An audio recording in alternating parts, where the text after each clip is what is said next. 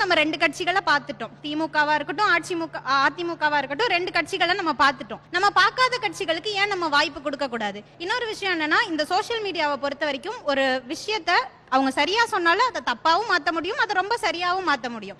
நம்ம சீமான் சாரா இருக்கட்டும், இல்ல நம்ம இறந்து போன நம்ம விஜயகாந்த் சாராவே இருக்கட்டும், இவங்க 2 பேரும் எவ்வளவு நல்ல மனுஷங்கன்றது நமக்கு நல்லாவே தெரியும். ஆனா இது வரைக்கும் அவங்களுக்கான வாய்ப்புகள் நம்ம கொடுக்கவே இல்லை. கொடுத்து பார்த்தாதான் தெரியும். ஒரு சின்ன ட்ரோலை வச்சு அவங்களை விமர்சிக்கிறத தவிர நம்ம வேற என்ன பண்ணிட்டோம்? ஏன் அவங்களுக்கான மாற்றம் கொடுக்க கூடாது? ஒருவேளை நீங்க எதிர்பார்த்ததை விட அந்த மாற்றம் வந்து ரொம்ப மோசமான மாற்றமாக ஒருவேளை இருந்தால் அதை நீங்க எப்படி தீர்மானிப்பீங்க? எத்தனையோ மோசமான ஆட்சிகளை நம்ம பார்த்துட்டோமே. சோ இந்த ஆட்சியும் இதுக்கு மேல வேற மோசமானதை பார்க்கிறதுக்கு இன்னும் இல்லைன்றீங்க.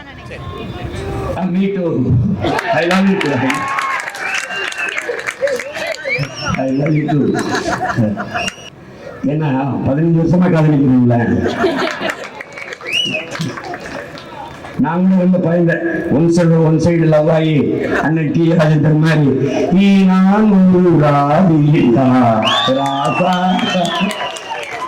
அப்படி இல்லை இப்ப நிறைய காதல் உருவாயிடுச்சு. அதனால நம்பிக்கையா இருக்கு.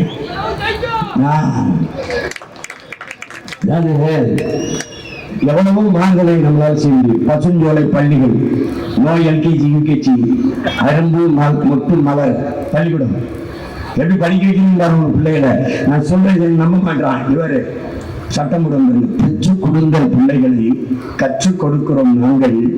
உங்கள் பிள்ளைகள் வீட்டின் பிள்ளைகள் அல்ல, இந்த நாட்டின் பிள்ளைகள், நாட்டின் செல்வங்கள் என்று சட்டமுடன்.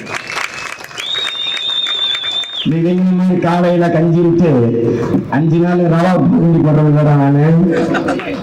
என் பிள்ளை வீட்லையும் சாப்பிடுவேன். என்னன்னா நான் விவசாயம் பார்ப்பேன். 900 லட்சக்கணக்கான விவசாயம் பார்ப்பேன். நிலத்துக்கு என்ன உருவாக்குறேன். 21 லட்சம் விளைநிலங்களை 21 லட்சம் ஏக்கர் விளைநிலங்களை உருவாக்க போகிறது ஜெயலலிதா அம்மையார் சட்டசபையில் பேசியிருக்கிறேன். தட்டி பாருங்க, பாரு இருக்கு.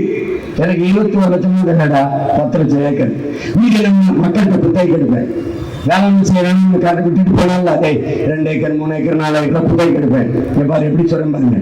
25 ஆண்டுக்கு லீஸ் ஆங்கிலத்துல, தமிழ்ல புத்தகை ஒத்திட்டு எடுக்கிறேன். இப்ப ஆறுமுகம் மகன் சுப்பிரமணிய கிட்ட நாங்க வாங்குறோம். கவர்மெண்ட் அரசு வாங்குது 25 வருஷத்துக்கு. ஒருவேளை அவர் கொடுத்துருவோம், லீஸை கொடுத்துறோம். அவர் செத்துறாரு, மறு ஒப்பந்தத்துக்கு போகுது. நிலம் உங்களுக்கு வேணுமா, அரசுகிட்ட இருக்கணுமா, இல்ல நிலத்தை கொடுத்துருது, இல்ல மறு ஒப்பந்தம் போடுது. அன்னைக்கு நிலத்தின் மதிப்பு கேக்குது. அன்னைக்கு 10,000க்கு 1 லட்சத்துக்கு 10 லட்சம் 10 லட்சத்துக்கு மறு ஒப்பந்தம் போடுது அரசு. நிலத்தை எடுத்துக்கிட்டு அதனால செய்யுது.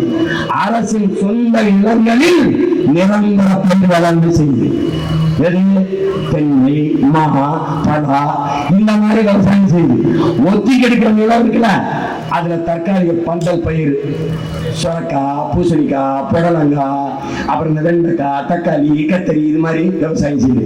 பயிர் விவசாயம் செய்யுது. கூட்டு பண்ணை விவசாய முறை.